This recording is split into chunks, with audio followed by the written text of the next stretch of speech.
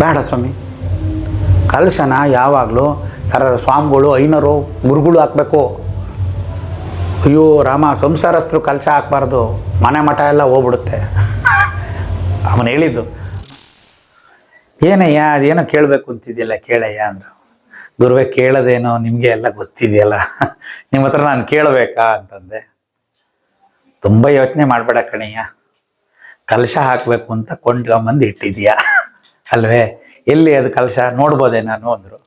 ಒಂದು ಮಳೆ ಬರ್ತಾ ಇದೆಯಲ್ಲ, ಅದೊಂದು ಸ್ವಲ್ಪ ಹೊತ್ತಾರ ಒಂದು 2 ಗಂಟೆ ಮಳೆ ನಿಲ್ಲಬೇಕು, ಹಾಕೋಕ್ಕಾಗಲ್ಲ ಅಂತ. ಇಲ್ಲಿ ಧೋ ಧೋ ಧೋ ಧೋ ಅಂತ ಮಳೆ ಬರ್ತಾ ಇದೆ. ಮಳೆ ಈ ಕಡೆಯಿಂದ ಜೋರಾಗಿ ಮಳೆ ಬರುತ್ತೆ.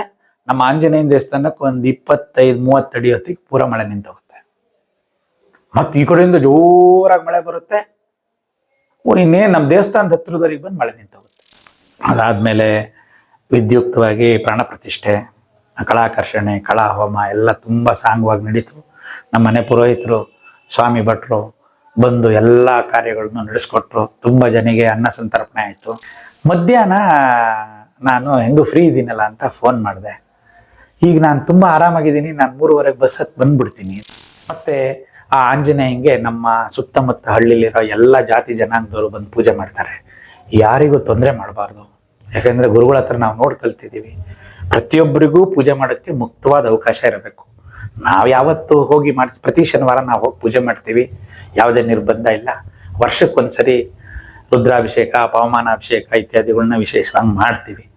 ಆವಾಗ ನಾವು ಪುಣ್ಯ ಇತ್ಯಾದಿಗಳನ್ನ ಮಾಡಿಕೊಂಡು ಪೂಜೆ ಮಾಡಿ ಪ್ರಸಾದ ಎಲ್ಲರಿಗೂ ಕೊಡ್ತೀವಿ. ಇಲ್ಲಿ ನಮ್ಮ ಗುರುನಾಥರು ಹೋಗಿ ಕೂರ್ತಿದ್ದಂಥ ಆಂಜನೇಯನ ದೇವಸ್ಥಾನ ಇದೆ, ಈಶ್ವರನ ದೇವಸ್ಥಾನದ ಪಕ್ಕ. ಅಲ್ಲಿ ಮಾಧವ ತೀರ್ಥ ಸಂಸ್ಥಾನದ್ದು 2 ಯತಿಗಳ ವೇದಿಕೆ ಇದೆ.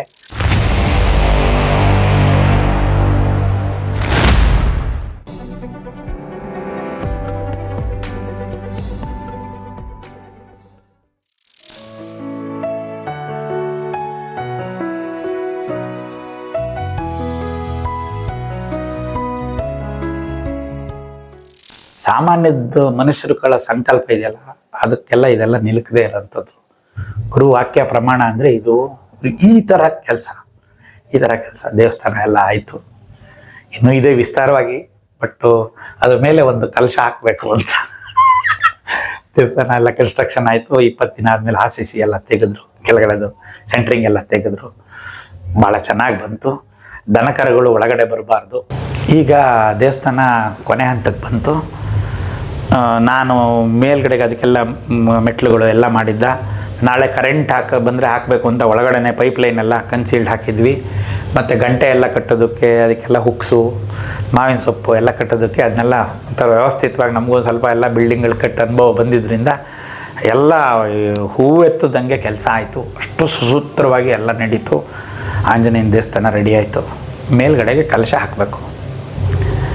ನಾನು ಒಂದು BV ಕೈಂಗಾರ್ ರೋಡಿಗೆ ಹೋಗಿ 1 ಅಡಿ ಉದ್ದದ್ದು ಒಂದು ಕಲಶನ ತಗೊಂಬಂದು ಚಿನ್ನಸ್ವಾಮಿ ಹತ್ರ ನಾನು ಚಿನ್ನಸ್ವಾಮಿ ಒಂದು ಕಲಶ ಹಾಕಬೇಕು, ಹಾಕೋಣ ಅಂದೆ. ಸ್ವಾಮಿ ಅವರೆಲ್ಲ ಕನ್ಸ್ಟ್ರಕ್ಷನ್ ಮಾಡಿ ಗೊತ್ತಿದೆಯಲ್ಲ, ನಮಗೆ ಗೊತ್ತಿಲ್ಲ ಏನು. ಸ್ವಾಮಿ ಕಲಶ ನೀವು ಹಾಕ್ತೀರಾ? ಬೇಡ ಸ್ವಾಮಿ, ಕಲಶನ ಯಾವಾಗಲೂ ಯಾರು ಸ್ವಾಮಿಗಳು ಐನರು ಗುರುಗಳು ಹಾಕಬೇಕು. ಅಯ್ಯೋ ರಾಮ, ಸಂಸಾರಸ್ಥರು ಕಲಶ ಹಾಕ್ಬಾರ್ದು, ಮನೆ ಮಠ ಎಲ್ಲ ಹೋಗ್ಬಿಡುತ್ತೆ. ಅವನು ಹೇಳಿದ್ದು. ಅಂದರೆ ಯಾರೋ ವಿರಕ್ತರು ನೋಡಿ, ದೇವಸ್ಥಾನಕ್ಕೆ ಯಾವುದೇ ಕಲಶ ಇದ್ರದ್ದು ಕುಂಭಾಭಿಷೇಕ ಇದನ್ನೆಲ್ಲ ಯತಿಗಳು ಮಾಡೋ ಅಂಥದ್ದು. ಸಂಸಾರಸ್ಥರು ಯಾರೋ ಮಾಡಲ್ಲ. ನಮ್ಗೆ ಗೊತ್ತಿಲ್ಲ ಅದ್ರ ಹಿಂದಿನ ವಿಶೇಷತೆ ಏನು ಅಂತ, ಆದರೆ ಮಾಡಲ್ಲ. ಅದನ್ನು ಯಾರು ಯತಿಗಳೇ ಮಾಡಬೇಕು. ಎಲ್ಲ ನಾವು ಉಂಟ ಸ್ವಾಮಿ, ನಿಮ್ಗಿನ್ನೂ ಮದುವೆ ಆಗಿಲ್ಲ, ಬಾಳಿ ಬದುಕಬೇಕಾಗಿರೋರು ನೀವು ಹಾಕೋಕೊಡ್ದು, ನಾನಪ್ಪಲ್ಲ, ನೀವು ಹಾಕ್ಬೇಡಿ. ಚಿನ್ನಸ್ವಾಮಿ ಅವರು ಈ ಥರ ನೀವು ಯಾವ ಕಾರಣಕ್ಕೂ ಕಲಶ ನೀವು ಹಾಕೋಕೊಡ್ದು ಸ್ವಾಮಿ, ಯಾರನ್ನಾರು ಕೇಳಿ ಅಂತಂದರು. ಆವಾಗ ಈಗ ಯಾರು ಏನಾರು ಹೇಳಿದ ಮೇಲೆ ಹೌದು ಅದನ್ನು ನಾವು ಕೇಳಬೇಕು. ಕಲಶ ತಗೊಂಬಂದಿಟ್ಟಿದ್ದೆ. ಏನು ಮಾಡಿದೆ, ಸೀದಾ ಗುರುನಾಥರಿಗೆ ಒಂದು ಮಾತು ತಿಳಿಸ್ಬಿಡೋಣ ಅಂಥೇಳಿ ಗುರುನಾಥರ ಮನೆಗೆ ಹೋದೆ. ಕೂತ್ಕೊಂಡಿದ್ದೆ, ಏನೂ ಮಾತಾಡಲಿಲ್ಲ. ಸುಮಾರು ಹೊತ್ತು ನನ್ನೇ ನೋಡ್ತಾ ಕೂತಿದ್ರು. ಏನಯ್ಯ ಅದೇನೋ ಕೇಳಬೇಕು ಅಂತಿದೆಯಲ್ಲ ಕೇಳಯ್ಯ ಅಂದರು. ಗುರುವೇ ಕೇಳೋದೇನೋ ನಿಮಗೆ ಎಲ್ಲ ಗೊತ್ತಿದೆಯಲ್ಲ, ನಿಮ್ಮ ಹತ್ರ ನಾನು ಕೇಳಬೇಕಾ ಅಂತಂದೆ. ತುಂಬ ಯೋಚನೆ ಮಾಡಬೇಡ ಕಣಯ್ಯ, ಕಲಶ ಹಾಕಬೇಕು ಅಂತ ಕೊಂಡ್ಕೊಂಬಂದು ಇಟ್ಟಿದೀಯಾ ಅಲ್ವೇ, ಎಲ್ಲಿ ಅದು ಕಲಶ ನೋಡ್ಬೋದೇ ನಾನು ಅಂದರು. ಮನೆಗೆ ಹೋಗಿ ತಗೊಂಬಂದೆ, ಕಲಶ ತಗೊಂಬಂದೆ, ಕೊಟ್ಟೆ. ಇದನ್ನ ಮೇಲೆ ಹಾಕಬೇಕು ಅಂತಲ್ವೇನಯ್ಯ? ಹೌದು ಗುರುವೇ, ಈಗ ನಾನೇ ಹಾಕ್ತೀನಿ ಅಂತಂದೆ. ನಂಗೆ ಅವೆಲ್ಲ ಏನೂ ಇಲ್ಲ, ದೊಡ್ಡದಾಗಿ ಹೇಳಿದೆ ನಾನು. ನಂಗೆ ಅವೆಲ್ಲ ಏನೂ ಇಲ್ಲ, ನಾನೇ ಬೇಕಾದ್ರೆ ಹಾಕ್ತೀನಿ ಅಂದೆ. ಚಿನ್ನಸ್ವಾಮಿ ತುಂಬ ಹಠ ಮಾಡ್ತಾ ಇದ್ದಾನೆ. ಅದೇನೋ ಸಂಸಾರಸ್ಥರು ಮನೆ ಇರೋರೆಲ್ಲ ಕಲಶ ಹಾಕಬಾರ್ದು, ಅದೇನಿದ್ರು ಸ್ವಾಮಿಗಳು ಯಾರು ಯತಿಗಳು ಆ ಥರದವ್ರು ಹಾಕಬೇಕು, ಗುರುಗಳು ಐನವರು ಹಾಕಬೇಕು, ಸ್ವಾಮಿ ನೀವು ಹಾಕ್ಬೇಡಿದ್ರಿ, ನೀವು ಹಾಕಕ್ಕೆ ಕೊಡೋದು ಅಂತ ಅವ್ನು ಹೇಳ್ತಾ ಇದ್ದಾನೆ. ಎಲ್ಲ ಆಗ್ಬಿಟ್ಟಿದೆ, ಇದೊಂದು ಹಾಕಬೇಕು. ಕಲಶ ಕೊಟ್ಟೆ, ಎಲ್ಲ ಮುಟ್ಟಿದ್ರು, ಅದನ್ನೆಲ್ಲ ಮುಟ್ಟಿದ್ರು. ಆಯ್ತು ಕಣಯ್ಯ, ಹೋಗಯ್ಯ, ಈಗ ಹೋಗಿ ನೀನು ಇದನ್ನು ಹಾಕ್ಬಾರಯ್ಯ ಅಂಥೇಳಿ ಕಲಶನೆಲ್ಲ ಮುಟ್ಬಿಟ್ಟು, ಹಾಕಯ್ಯ ನಾನೆಲ್ಲ ಮುಟ್ಟಿದ್ದೀನಿ, ಹೋಗಯ್ಯ ಹಾಕೋಗಯ್ಯ, ಏನಾಗಲ್ಲ ಹೋಗಯ್ಯ, ನೀನು ಹೋಗಿ ಹಾಕೋಗಯ್ಯ ಅಂತ ಹೇಳಿದರು.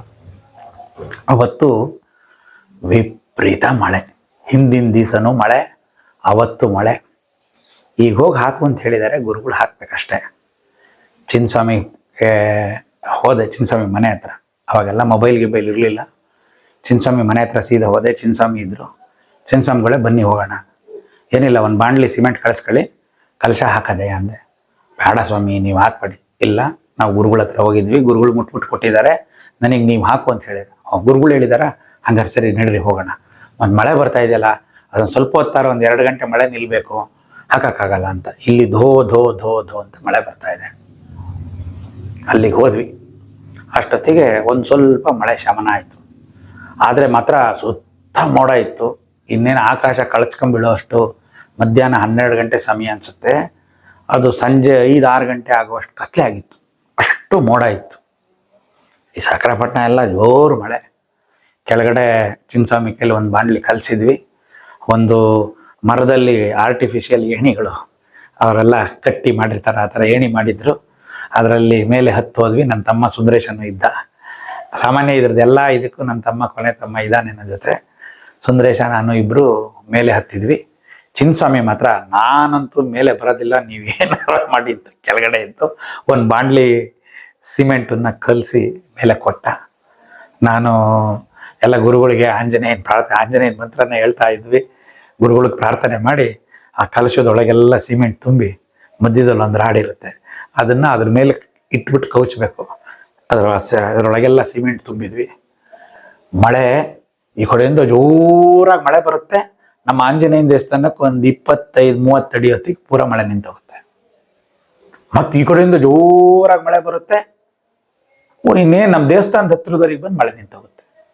ಒಂದ್ಸರಿ ಅಲ್ಲ, 3-4-5 ಸರಿ ಈ ಥರ ಆಯಿತು. ನಾವು ಏನು ತಲೆ ಕೆಡಿಸ್ಕೊಳ್ಳಿಲ್ಲ. ಆಂಜನೇಯನ ಮೇಲೆ ಭಾರ ಹಾಕಿದ್ವಿ, ಗುರುಗಳನ್ನ ಪ್ರಾರ್ಥನೆ ಮಾಡಿದ್ವಿ, ಗುರುಗಳು ಕೊಟ್ಟಿದ್ದಾರೆ ಅಂತ ಎಲ್ಲ ಸಿಮೆಂಟ್ ಕಳಿಸ್ದೆ. ಚಿನ್ನಸ್ವಾಮಿ ಹತ್ರ ಕರ್ನೆ ನಾನೇ ಇಸ್ಕೊಂಡೆ.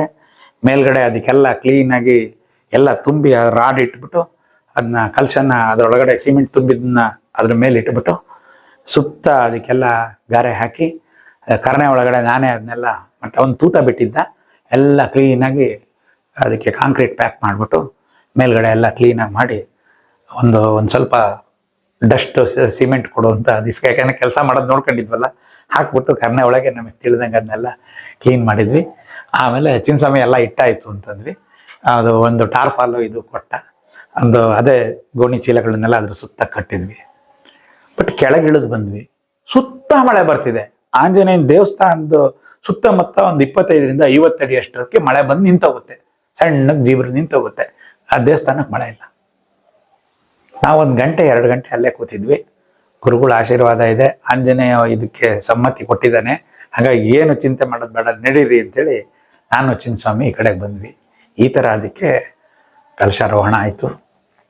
ಅದಾದಮೇಲೆ ವಿದ್ಯುಕ್ತವಾಗಿ ಪ್ರಾಣ ಪ್ರತಿಷ್ಠೆ, ಕಳಾಕರ್ಷಣೆ, ಕಳಾ ಹೋಮ ಎಲ್ಲ ತುಂಬ ಸಾಂಗವಾಗಿ ನಡೀತು.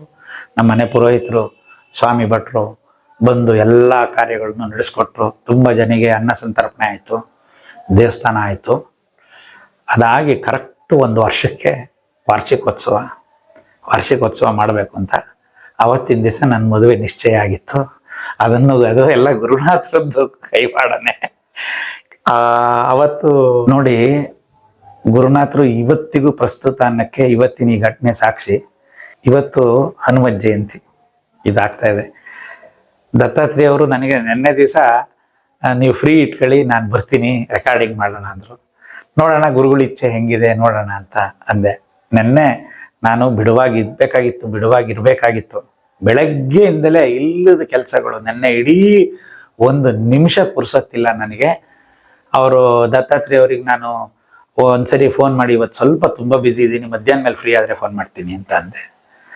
ಆಮೇಲೆ ಕೇಳಿದರೆ ಅಲ್ಲಿ ದತ್ತಾತ್ರೇಯ ಅವರಿಗೆ ಅವ್ರ ಆರೋಗ್ಯ ಸರಿ ಇಲ್ಲ.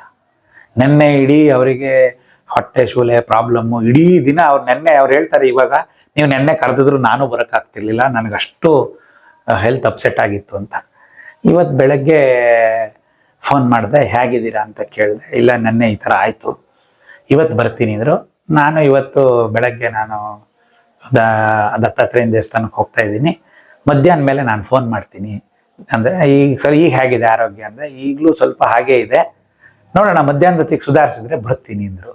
ಮಧ್ಯಾಹ್ನ ನಾನು ಹೆಂಗೂ ಫ್ರೀ ಇದ್ದೀನಲ್ಲ ಅಂತ ಫೋನ್ ಮಾಡಿದೆ. ಈಗ ನಾನು ತುಂಬ ಆರಾಮಾಗಿದ್ದೀನಿ, ನಾನು 3:15 ಬಸ್ ಹತ್ತಿ ಬಂದ್ಬಿಡ್ತೀನಿ ಅಂತಂದರು. ನೋಡಿ, ಗುರುನಾಥರ ಒಂದು ಕೃಪೆ, ಅವ್ರದ್ದು ಒಂದು ಇಚ್ಛೆ ಯಾವ ಥರ ಇದೆ ಅಂದರೆ, ಇದು ರೆಕಾರ್ಡಿಂಗ್ ಆಗಬೇಕಾದ್ರೂ ಅವ್ರದ್ದು ಒಂದು ಮಹಿಮೆ ನಮಗೆ ಇಲ್ಲಿ ಕಾಣ್ತಾ ಇದೆ. ಈಗ ಇದು ರೆಕಾರ್ಡಿಂಗ್ ನಡೀಬೇಕಾದ್ರೆ ಮಧ್ಯದಲ್ಲಿ ನೀವು ಸೌಂಡ್ ಕೇಳ್ತಾ ಇತ್ತು.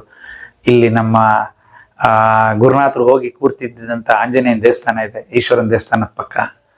ಅಲ್ಲಿ ಮಾಧವ ತೀರ್ಥ ಸಂಸ್ಥಾನದ್ದು 2 ಯತಿಗಳ ವೇದಿಕೆ ಇದೆ. ಇಲ್ಲಿ ನಮ್ಮ ಗುರುನಾಥರು ಹೋಗಿ ಕೂರ್ತಿದ್ದಂಥ ಆಂಜನೇಯನ ದೇವಸ್ಥಾನ ಇದೆ, ಈಶ್ವರನ ದೇವಸ್ಥಾನದ ಪಕ್ಕ. ಅಲ್ಲಿ ಮಾಧವ ತೀರ್ಥ ಸಂಸ್ಥಾನದ್ದು 2 ಯತಿಗಳ ವೇದಿಕೆ ಇದೆ. ಅದನ್ನು ಗುರುನಾಥರೇ ತೋರಿಸ್ಕೊಟ್ಟಿದ್ದು. ಅಲ್ಲಿ ಯಾವಾಗಲೂ ಇದೊಂದು ಶಕ್ತಿ ಸ್ಥಳ ಅಂಥೇಳಿ ಗುರುಗಳು ಹೋಗಿ ಅಲ್ಲಿ ಕೂತ್ಕೊಳ್ಳೋರು.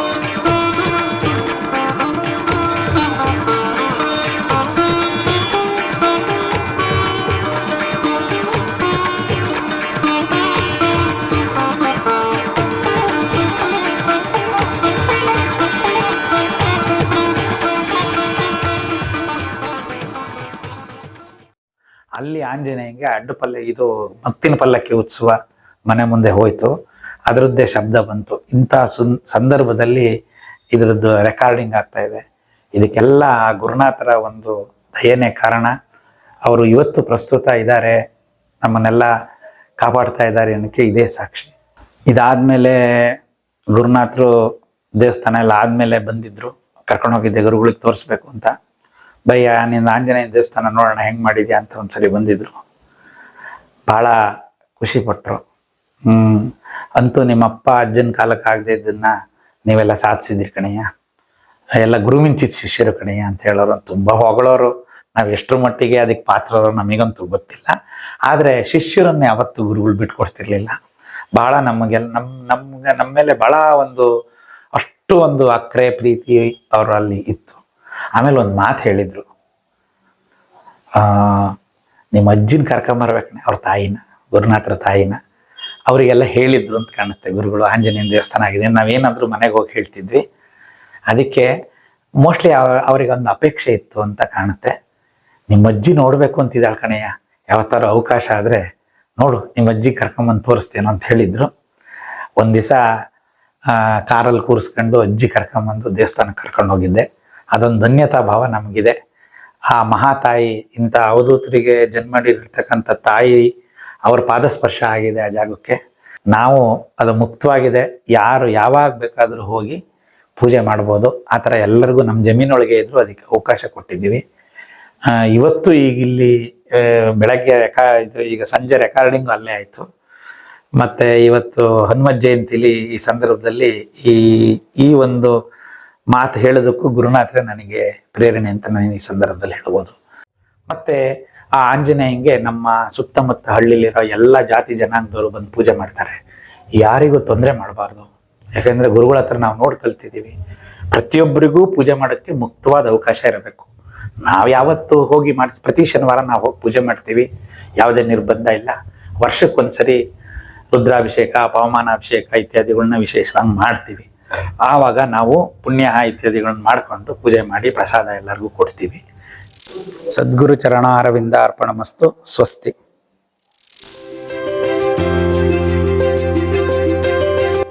ದಯಮಾಡಿ ಲೈಕ್ ಮಾಡಿ, ಶೇರ್ ಮಾಡಿ, ಸಬ್ಸ್ಕ್ರೈಬ್ ಮಾಡಿ, ಮರೆಯದೆ ಬೆಲ್ ಬಟನ್ ಒತ್ತಿ.